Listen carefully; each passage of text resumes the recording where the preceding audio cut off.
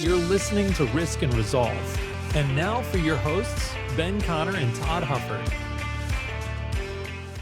Welcome back to another episode of Risk and Resolve. I'm your co-host, Ben Connor, along with Todd Hufford. And today our guest is Chance Benbow, CEO of JDA Worldwide.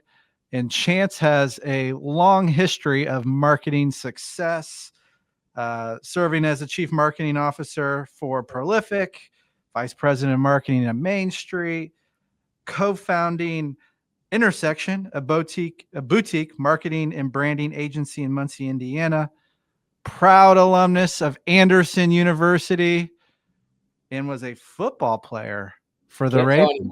You can't tell anymore, but once upon a time. How about that? Football player for the Ravens. Actually, that was a surprise to me as I was reading the bio. Very, very cool. Chance, welcome to the show. It's great to be here. Thanks for having me, Ben. Awesome. Well, let's rewind. Let's go back in the time machine and tell us a little bit about growing up. Obviously, you work in a family business, so your dad is an entrepreneur. So what's it like growing up in the household of an entrepreneur and kind of launching into the work world? Yeah. No, I grew up in Muncie, Indiana, so proud Muncie boy. And yeah, it was fun growing up in our home. You know, Dad traveled a lot for work and things like that. He founded a pretty innovative company back in 1987 that placed paid media ads on these brand new cable TV networks called ESPN and CNN and the History Channel and things like that. And they did it in mid-sized markets like Milwaukee and Naperville and Royal Oak and yes, Muncie and Mesa, Arizona and places like that.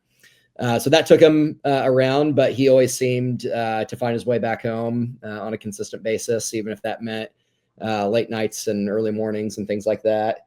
And the fun thing was, because it was advertising, I grew up watching TV a lot different than most kids. We talked about how valuable bookend ads were, the first break and the last break in between a show and the following commercial. And hey, why do you think they're playing that music? And why do you think it was that actor that was selected and things of that nature? So from an early age, you know, kind of understood why people advertise and the hidden meaning behind ads and the overt messages through those communications. So it was fun. So ESPN was equal parts entertainment, equal parts class. That's right. Yeah.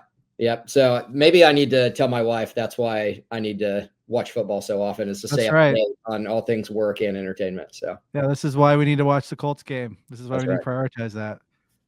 So what took you to Anderson University? Yeah, you know, I played football at Delta High School and certainly, you know, wasn't of Division I caliber, and I loved to play and wanted to continue to do that. At that time, Anderson also had the, you know, top ranked Christian business school in the country.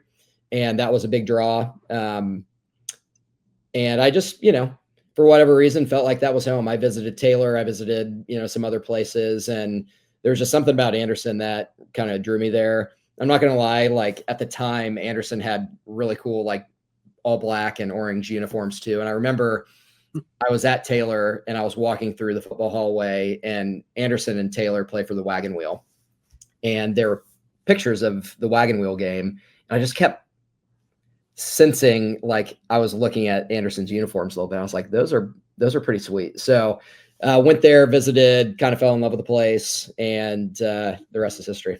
So how fitting for the marketing of the football team to pull you into Anderson. Yeah. And you know, orange and black versus like the purple, that probably would have selected Anderson too. You know, I got lucky too. We ended up 2-2 against Taylor for the Wagon Wheel, and then Taylor got really good, and we've since kind of flattened out a little bit. But I can claim at least 2 Wagon Wheel victories over the Trojans. So might be a while until we get another one, but for now, I got that claim to fame. Can't take it away from you.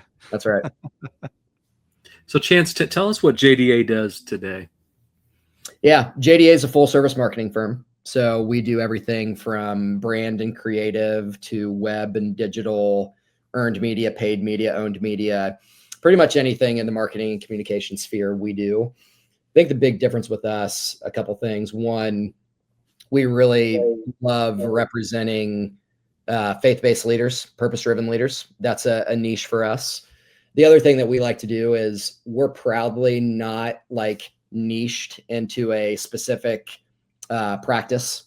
Like we don't just do web or we don't just do brand. And the reason why is I think that gets into a little bit of a silver bullet selling mentality of like, if you're a web agency, right? The answer to all your problems is a new website. Or if branding is your single expertise, it's like, if only you rebranded, all your problems would be solved. So we really like to flip it and start with the client's goals in mind and say, hey, what is some growth metric that has been keeping you up at night? And for us, then we can work backwards and say, okay, what practices within JDA can we bring to bear to accomplish that as efficiently and effectively as possible? So we really enjoy the fact that we have some firepower across multiple different practices, because not every situation requires maybe just one or two things. It could require a lot of things or just one specific function. So we like that. And that's, been a good differentiator for us here the last, few years. You guys list Indy, of course, as headquarters, but also Nashville and Washington, D.C. What's happening in those markets and why you're there? Yeah.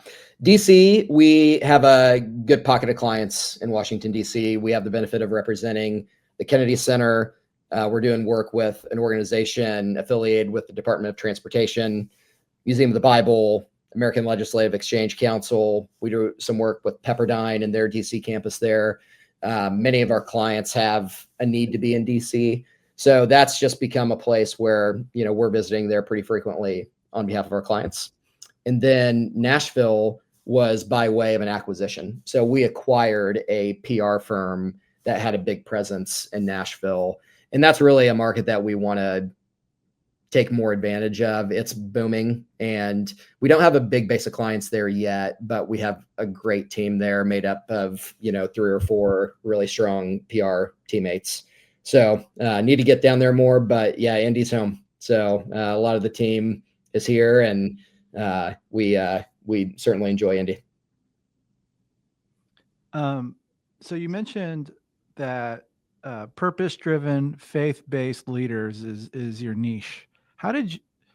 Is that something that you guys were intentional about with the onset of the business, or is that something that has, as the business has evolved, that has really become something that is special to your organization to focus on? Yeah, it wasn't something that just kind of evolved. We've kind of been tip of the spear that way since the founding. So the cool thing with JDA is it actually stands for Joseph David Advertising. Back in the day when we were doing a lot more just advertising work, there is no Mr. Joseph or Mrs. David. It's the Joseph and the David from the Old Testament. And those two Old Testament heroes epitomize our core values at JDA. So Joseph was an interpreter of dreams and a trusted advisor to the Pharaoh. And we kind of fashion ourselves as trusted advisors and interpreters of dreams to CEOs and business leaders. And we want to try to possess that same wisdom that doesn't come just from us. And David was one of the most creative men to ever live. So our third core value is to be courageously creative, not just checking the box or being creative for the sake of being creative. And he was also ready to fight. We have a lot of former athletes around here. And, when we're up against tough deadlines or marketing a cause that's really high impact, we really like to have a little bit of that competitive edge to us to say, hey, let's make sure that we go out and try to get as much of this market as we possibly can. And we're going to fight tooth and nail, shoulder to shoulder with our partners to do that. So that's always kind of been a part of our ethos. And because of that, we represent a lot of secular brands led by purpose-driven, faith-driven leaders. And then we represent a lot of enterprise faith brands as well. So that's always just been a part of it. And we have a good chunk of our portfolio that's neither of those. And, that's great too. We enjoy all the clients, anyone who's trying to make a difference in the world and do something big, get more market share, drive more impact, generate more revenue, have a more relevant brand. We want to be a part of that growth story. It just happens to be that, we've found a good chunk of partners who happen to share our values, and that's neat. Yeah. So obviously we talked about your dad being in the marketing world and talking about that as you're watching ESPN growing up and getting a lesson there. But your journey wasn't always like, hey, I'm going to go into the family business. Maybe even resisted that. So you started your own thing. You also had an experience to lead with Zeke Turner. Tell us about your journey growing up into marketing and kind of what your thought was about the family business before you ultimately ended up there. Yeah. Well, I think for me, I took a class at Anderson where we managed an account, and my account was Irwin Union Bank in Indianapolis. Some of the listeners might remember that bank. And we, for the entire semester, managed the account, and we came up with a campaign for them, identified a new target audience, took some of their unique differentiation and took it to market. And doing that, I was like, I certainly want to do this. And especially having the background, with my dad and things like that, I knew that was a fit. But then, a funny thing happened is, I got this weird sense, and I think in hindsight, I can confidently say that it is definitely pride and ego driven, and, probably honestly some fear of man too. I really didn't want to join the family business for all of the typical, like, woke up on third base, silver spoon, only got here because of, X, Y, and Z. So I kind of just said, you know what, forget that. I'm going to do this on my own and not give those people the right to say that I didn't earn this. So yeah, the first half of my career wasn't really family business involved. I worked at a cool agency in Fort Wayne. Didn't have any connections there other than the fact that, their mission statement was love God, love people, love branding. And I was like, I want to work at that agency. So I got to represent GE and their rebranded line of like HVAC motors and equipment and things like that. I got to do a little bit of work with Do It Best hardware, help out on, some big accounts like that. I was low man on the totem pole, learned a ton about agency life through that experience. But, rewind a couple years, I started a little agency in college after representing Irwin Union Bank, and me and a friend of mine started that up. And we thought about continuing it forward, but decided not to. But 6 months later, after this job, we called each other and we were like, hey, let's go do it. Let's do it together. And we got a ton of help, from my dad, who was able to give us counsel and advice and, things of that nature. So that was great. But, a couple 23-year-olds and a 22-year-old starting our own agency was pretty fun. And we actually found a way to make it work and grew it over a 3-year stretch. But yeah, it was a fun experience to get to do that. What are some of the main lessons you took away from that experience in particular? Well, Ben, one is you can't be an employee and an owner of a company at the same time. So it turns out if you don't save some money for Uncle Sam, he's going to come knocking. So we, with our modest salaries still at that time, and by modest, I mean like practically nothing, all three of us had a massive tax bill at the end of our first year. And we're like, this sucks. Like we made like $1,000 of profit in our first year, which we were very, very proud of. Right.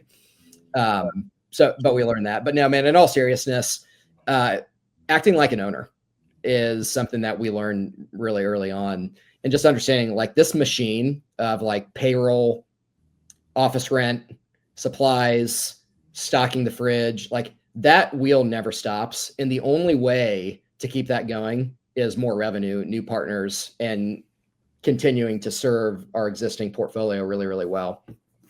So just really coming to grips with the fact that like answer to most problems is more revenue and keeping the good revenue that you have. So learning that lesson up close and personal was invaluable. And my role in the agency was relationships and new business and some of that stuff.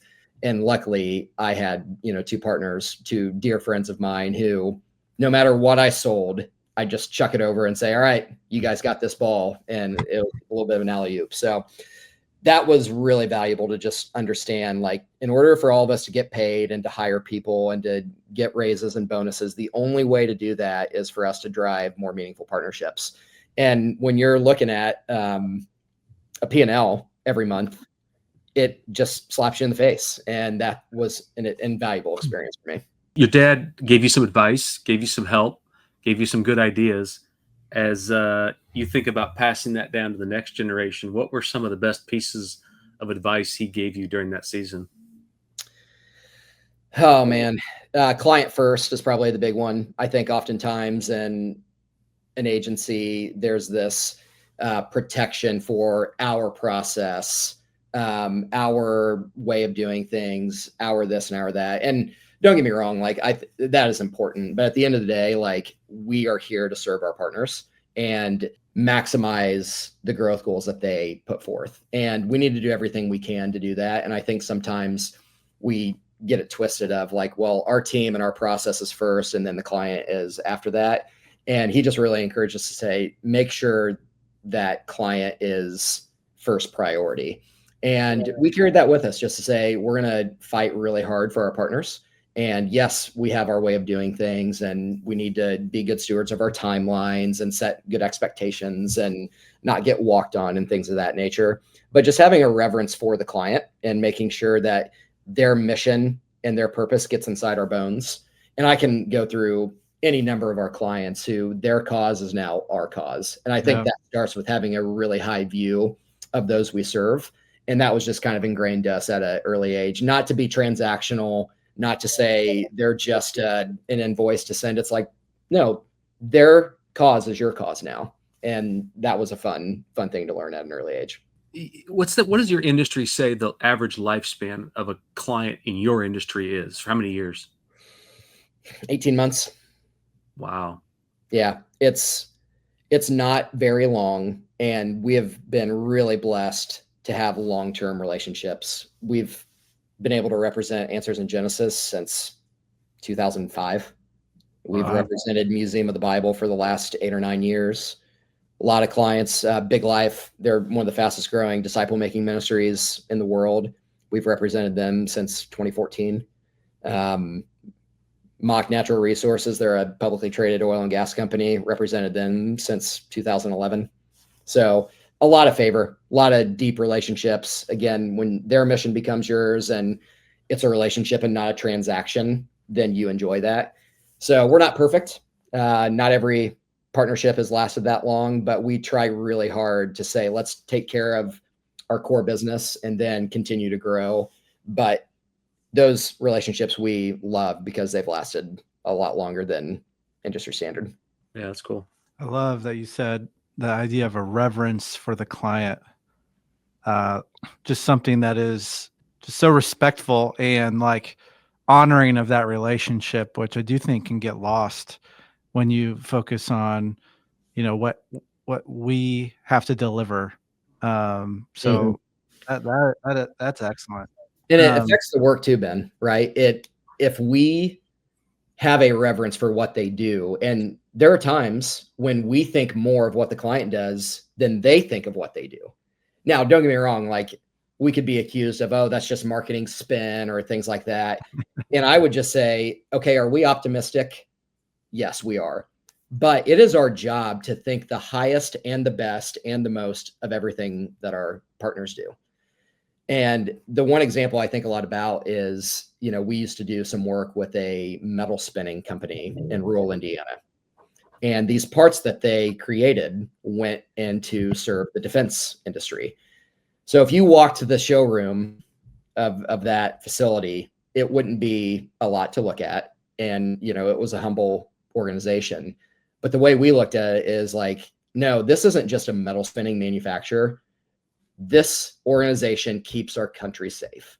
And I don't think that's BS. I think that's real. And to be able to get everyone on board with that vision of what I do matters and what we do as an organization is far bigger than just this assembly line and this product that we manufacture. It is a lot bigger than that. It's families, it's our country, it's our values, it's this special thing that we've had, for 250 years. So I just don't think that that's BS. I think it's having a high view of what they do and then letting the work exude that belief as well.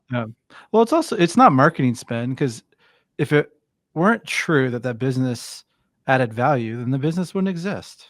No. And it's also serving the employees that work there and their families and creating a wage where they can go live their lives and raise a family and do those things. So I don't think that's marketing spend at all. I think it's identified value. Yeah. And it pops up in more places than we think. I think about your business. You guys are there at the moment when people are maybe in some of the most traumatic spots of their life. Yep. Who's going to be there? Who do I call? Who do I text? It's not some 1-800 number. It's like, I'm calling Ben. I'm texting Ben. And I think those little moments in life matter a lot. And the ability to bottle that up and share it with an entire audience is a fun, special thing. And it's important. And you're right. Then there also is the practical of like, this creates jobs and livelihood and, spurs on the economy. Yeah. Right. That's actually a funny story. I'll try to be quick with this one. My dad, when he was graduating from Wabash, he got an interview at this really prestigious ad agency, Leo Burnett in Chicago. Yeah. And he was interviewing with this gentleman, and it was the last question. He had crushed all the interviews, and he said, "Hey, Brad, why do you want to work in advertising? What's your why?" And he had answered all these questions perfectly up until this one. And he kind of flippantly was like, "Oh, you can make some money. It's new every day. It's creative," and just kind of blew it off a little bit. So this gentleman goes back to him and he's like, "Hey, I just want you to know how horrible of an answer that was. And it probably cost you this job." And he went on to tell him, he said, "I work on the Heinz ketchup account. When I do really good work for Heinz, more people get hired, which means those parents have money to send their kids to school. They can get an education. They can do that. When I do a bad job with marketing, people get laid off. They lose their jobs, their mortgages, their car payments are all in jeopardy. So what we do is far bigger than what you described." And I've tried to keep that in the back of my mind of, we have a role to play on the livelihoods of those we serve. And that's just something we try to keep top of mind, because it is far more than just a campaign on a dashboard with a throughput, with a conversion rate. It's a lot bigger than that. It's more human. Dad started the agency. So what year did he start the firm? 2003. And then tell us about that process of you coming into the business and then the transition to the role you're in today. Yeah. So I was working with Zeke at Main Street, and Main Street was a special time in my life. So I joined, I was probably 20th employee in the company. And Main Street, right when I got there, just went on a rocket ship. They went through they had a deal with a really big senior healthcare REIT.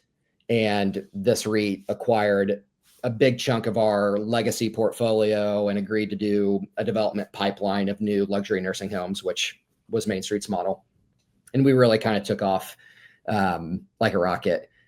But, at that time, I think what we discovered is our model wasn't wrong. It was just a little aggressive and it was a little early. So, what's really exciting is the Main Street story isn't quite over yet.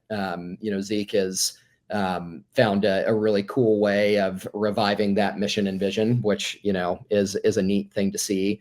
But, it went through a tough time like some businesses do. And, through that process, just decided, hey, this run we've had at Main Street now's a good time to, think about something different. And this was also at the time when JDA was really starting to grow. And keep in mind this sort of like sensitivity to me wanting to join the family business.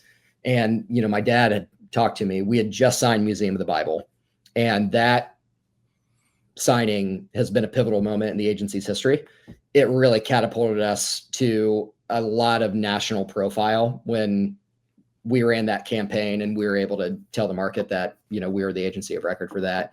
It changed everything for us. We became a magnet for a lot of, people who shared those values, and it just completely changed the game for us. And from that point all the way up until now, it's been a big reason why we've grown so rapidly. So at that time, my dad had said, "Hey, if there was ever a time for you to do this, now's the time." And I was like, "No, I'm not. Like, I don't want this perception around my career. So sorry, like I'm just not going to do it." But a really dear friend of mine was over at my house, and I was explaining to him this dynamic. And I was like, I'm not going to do it. And he goes, "Okay, so let me get this straight. You're not going to do this because you don't want this label." And I was like, "Yeah, that's exactly right." He goes, "Okay, well, anyone who knows you knows that that's not true. And anyone who doesn't know you, why do you care? And you want to talk about feeling about that big?" I just was like, you know what? This is a lot of pride, and it's a lot of ego, and it's a lot of concern about people who don't even know me.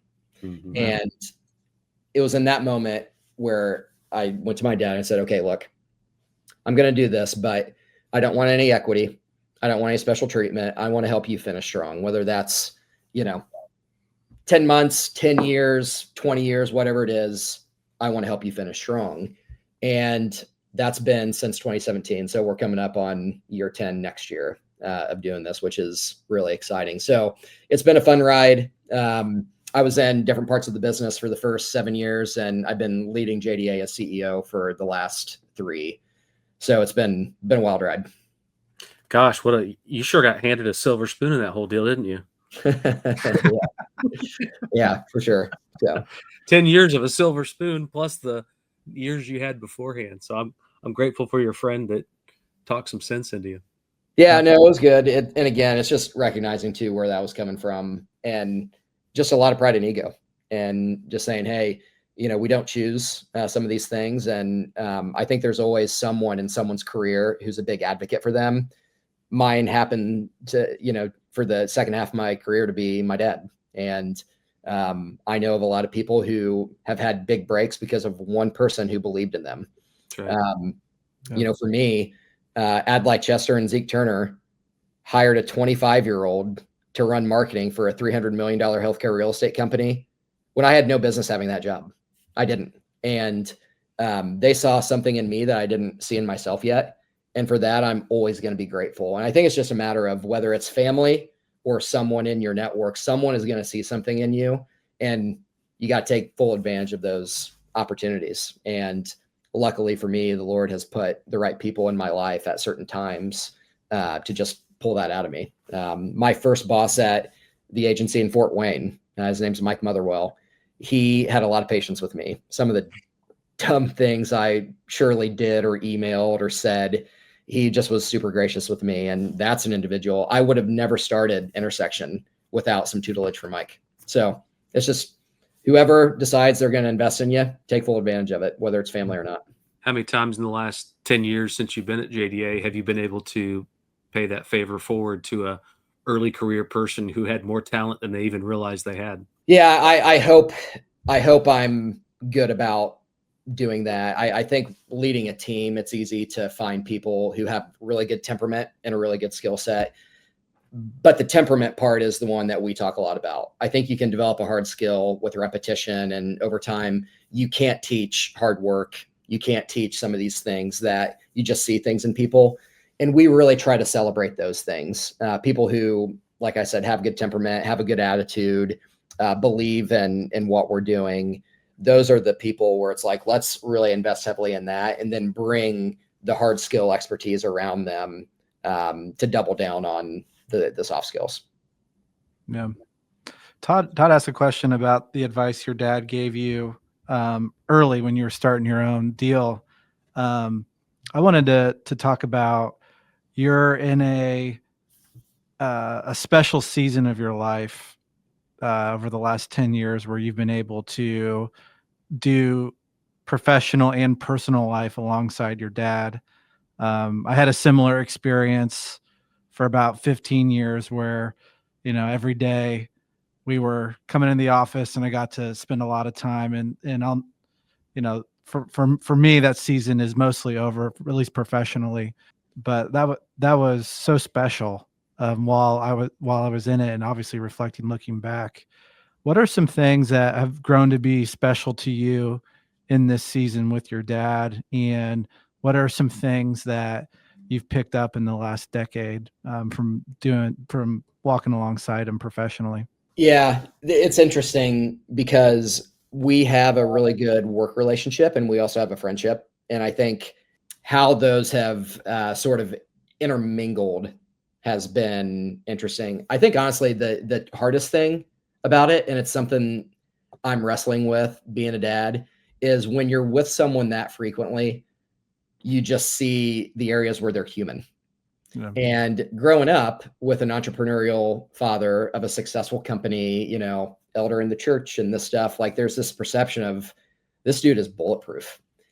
And then, this isn't a knock on him, but then you just get up close and personal. It's just like, why on earth would you say or do that? And, I think just like having grace and understanding, like, this guy is a human being. And even though all my life I had him on this pedestal, just understanding that he's human and he needs and deserves grace as much as I do has been a pretty interesting thing to navigate. Right. But we really enjoy working with each other. It's fun to just learn from him and then say, okay, there are things that he does that I'm going to repeat. And then there are things that I'm going to do differently for this season of the agency, or just, little things of like the way we sell or things like that. So it's been a really fun thing. But the best thing that I've learned from him is going deep in relationships. And, we talked about these partners of ours who have been around for the life of the agency. It's because it's not a transaction. And the best thing I learned from him is get on the plane, get in the car, pick up the phone and call. Don't text, don't email, talk to them, be invested, be where they are. And that is undefeated, especially in an age where this digital world is only going to accelerate. Like the eyeball to eyeball human connection is undefeated. And every time we show up in that way, the return on impact is critical. So that's something I've learned, and I'm never gonna forget that for sure. Yeah. You've mentioned a couple times the word friendship. You talked about it about your dad. You also talked about it in the accountability moment of why maybe you're not partnering up with your dad. Are friendships something that you have been intentional about? Because obviously you've built it with at least those individuals, and you've built a powerful enough friendship where you're willing to have vulnerable conversations with somebody about your family, about a family business, right? So talk a little bit about like your approach to friendship and how you navigate that.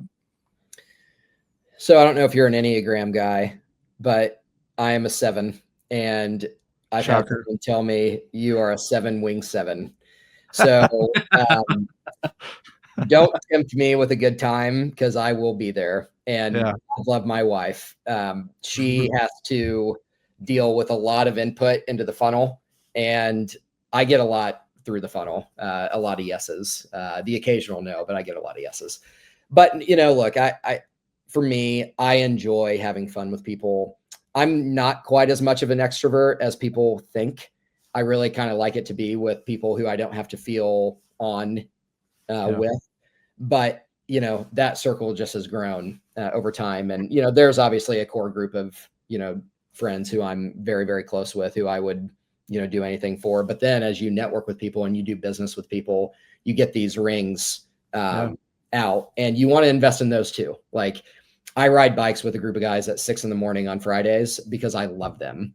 And while I don't get to spend as much quantity of time with them, that is a time where it's like, look, this is quality time for us, and I want our friendships to continue on. And this is the way that has to work. So I think honestly, it's just one of those things of, I think it's just fun to do life with people that you love. And it's important to, I mean, I think some people try to separate business and friendship and those sort of things.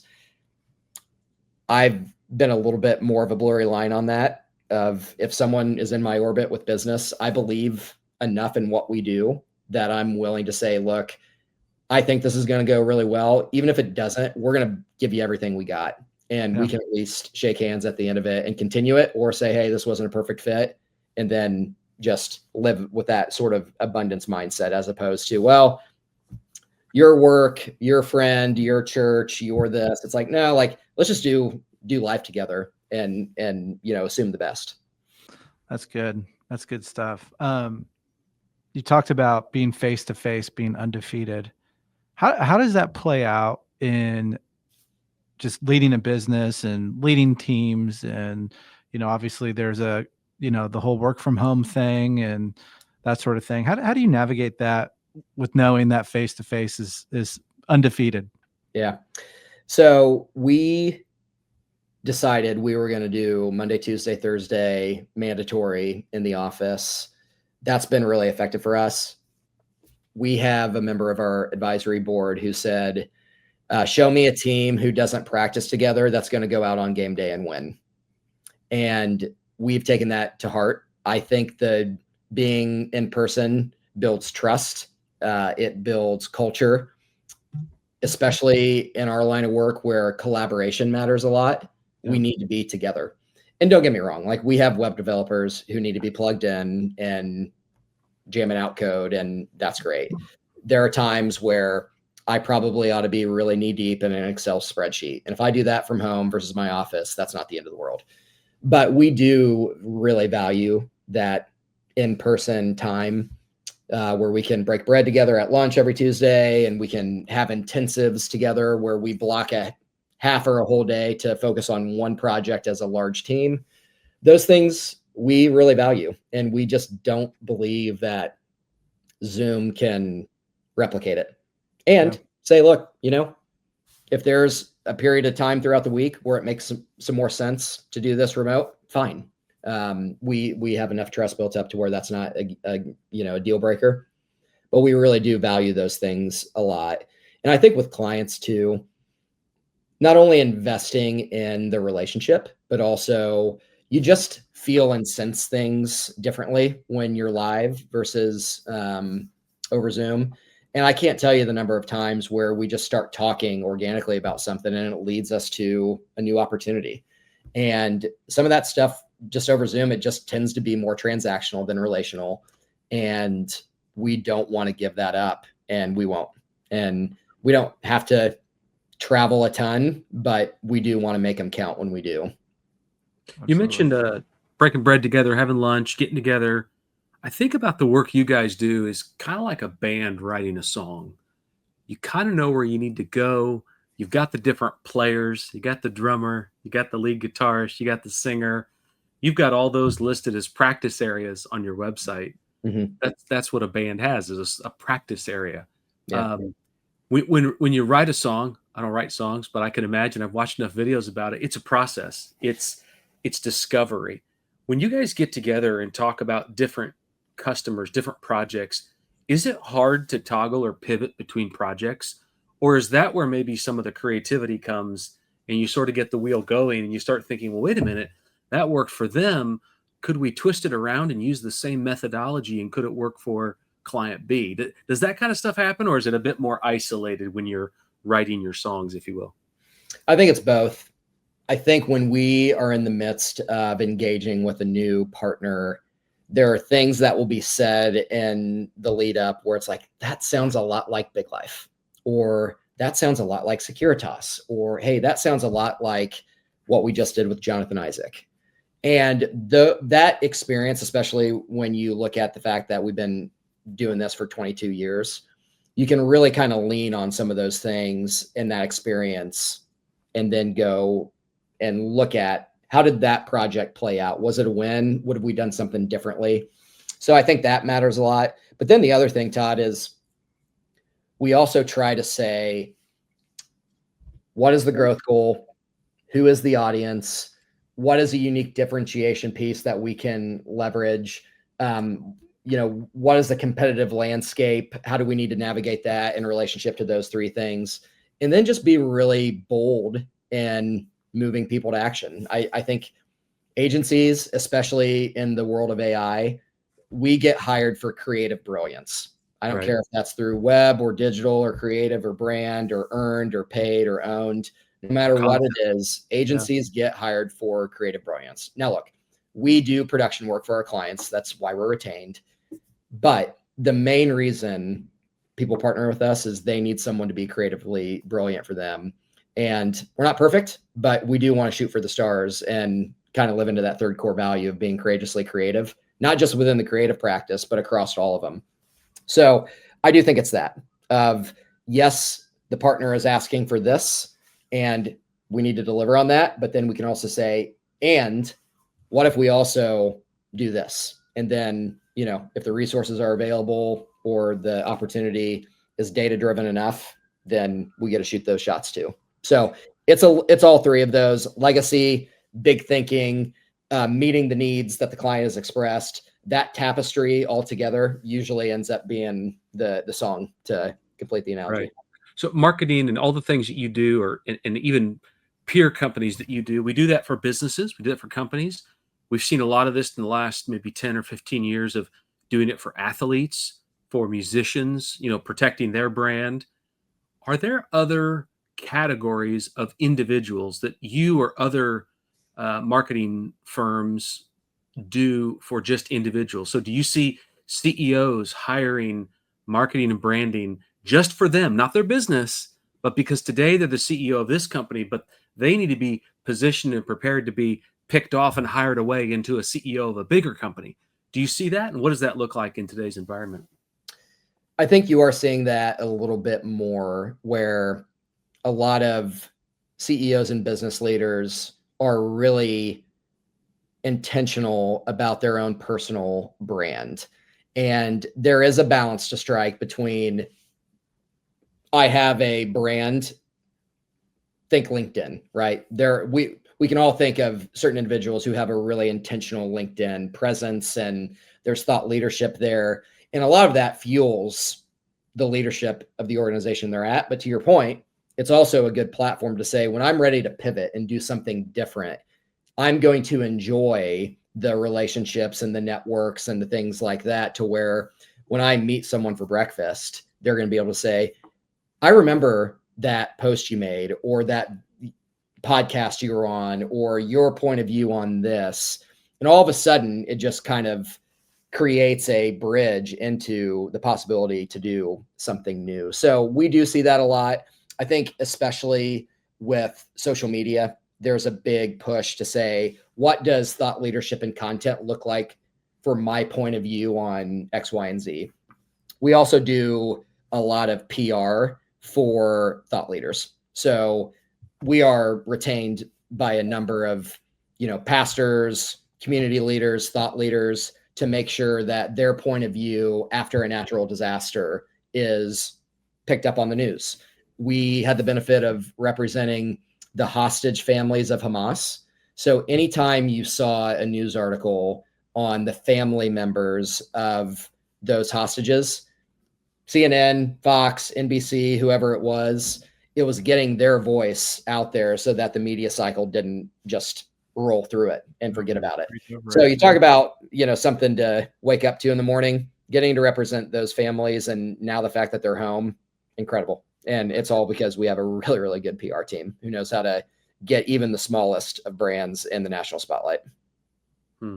That's unbelievable. So pivot a little bit. You guys endeavored into a partnership for an entrepreneurship leadership summit in Indy with the rally event.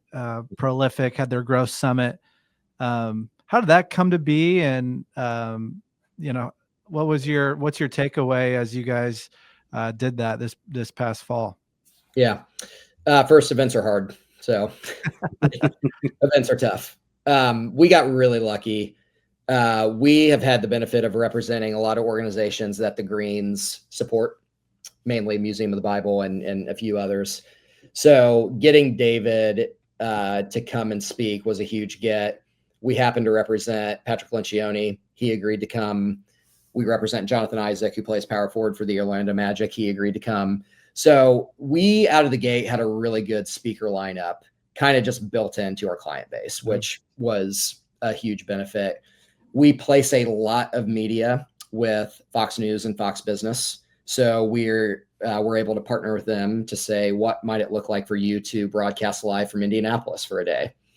And they agreed to do that. So a lot of these were just sort of networking, relational opportunities to bring one thing together.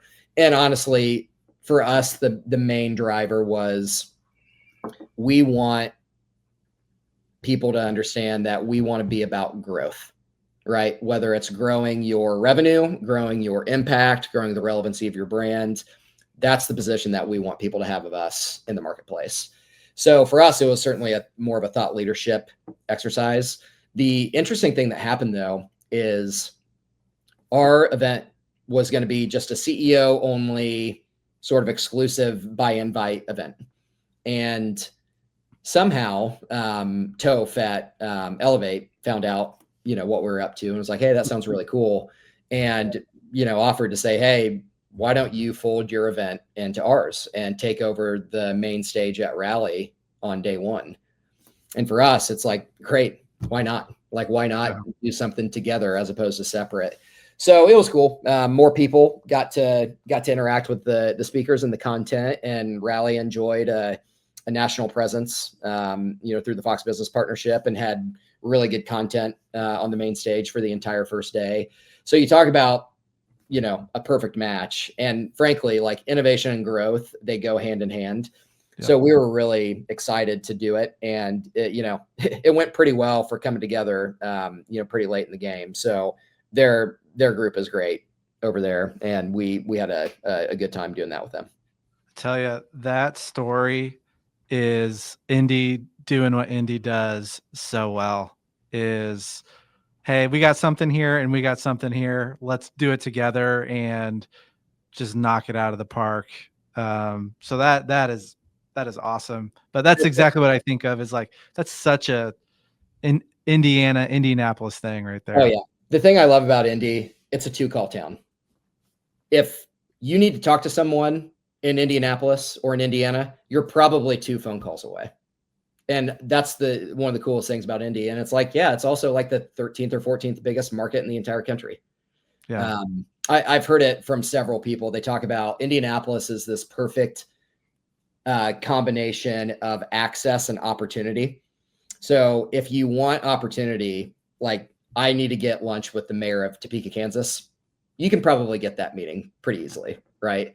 The downside with that is there's not as much access to big, audacious, cool things that change the world.